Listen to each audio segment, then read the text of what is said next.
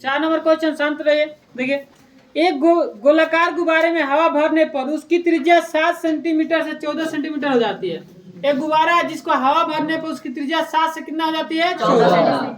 इन दोनों स्थितियों में गुब्बारे के पृष्ठीय क्षेत्रफलों का क्या निकालना है? अनुपात। क्या निकालना है? अनुपात। तो हम दोनों का देखिए 7 सेंटीमीटर है तो उसका त्रिज्या 7 सेंटीमीटर है।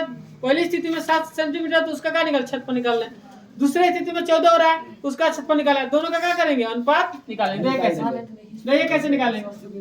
ओए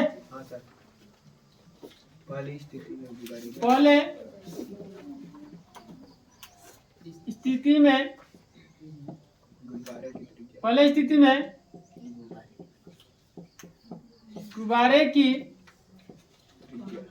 त्रिज्या कितना है जी?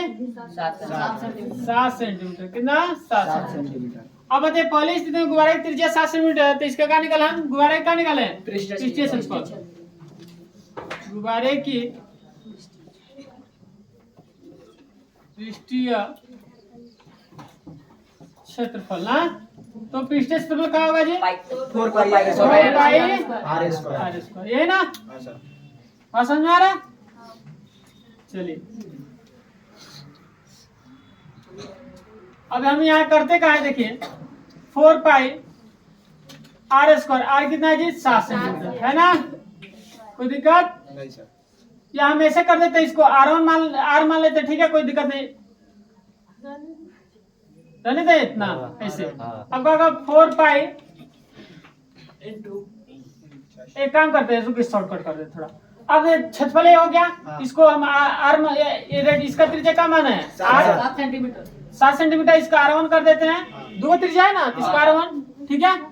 इतना हो गया क्षेत्रफल 4 पाई आर R1 का स्क्वायर। पहले मतलब स्थिति में त्रिज्या कितना है? R1 7 centimetre. वैसे रहने देते, आगे काम करेगा इसलिए। देखिए दूसरे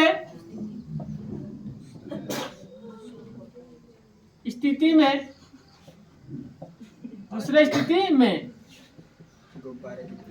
गुब्बारे की त्रिज्या 14 सेंटीमीटर, जिसको हम क्या लिखते हैं? R2, ठीक है। तो क्या होगा? 14 सेंटीमीटर, ठीक है।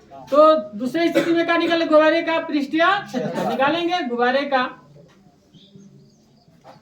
पृष्ठीय क्षेत्रफल निकालेंगे तो क्या होगा जी? 4 पाई आर स्क्वायर। तो होगा, यहाँ का रहेगा 2, इसका त्रिज्या 2 R2 माने है।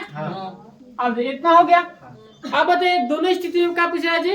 क्षेत्रफलों का अनुपात। देखिए, तो यहाँ लिखेंगे दोनों स्थितियों में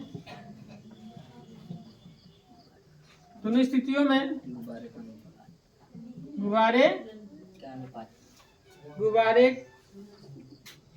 के पृष्ठीय क्षेत्रफल का अनुपात ना। गुब्बारे के पृष्ठीय क्षेत्रफल का अनुपात, ऐसे लिखा है ना? अनुपात।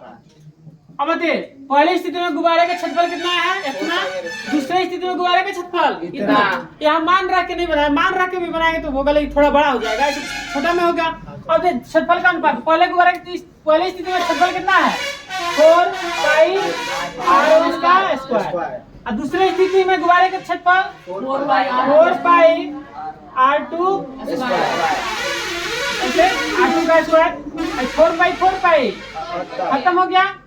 तो R1 का स्क्वायर बटा R2 का क्या होगा? स्क्वायर होगा। अब बताइए, यहाँ बना देते हैं। R1 कितना है जी? 7 सेंटीमीटर। इसका स्क्वायर करेंगे बट R2 कितना है? 14 सेंटीमीटर। इसका स्क्वायर करेंगे, बोले। अब स्क्वायर का 7 का स्क्वायर का 49 CM स्क्वायर होगा। इसका 196 CM स्क्वायर होगा। अब इसको हम कटाएंगे तो कटाइए। 49 चौका 49 4 मिनट में कट जाएगा। हाँ सर। 49 चौका ऐसे कटेगा। हाँ सर। तो बताइए क्या होगा, ये सेम सेम खत्म हो जाएगा। तो 1 बटे क्या होगा, 4। तो 1 अनुपात का आएगा आंसर 4। यही आपका आंसर आएगा, 1 अनुपात 4। बात समझ में आया? कोई दिक्कत? छोटा हम बना दिए।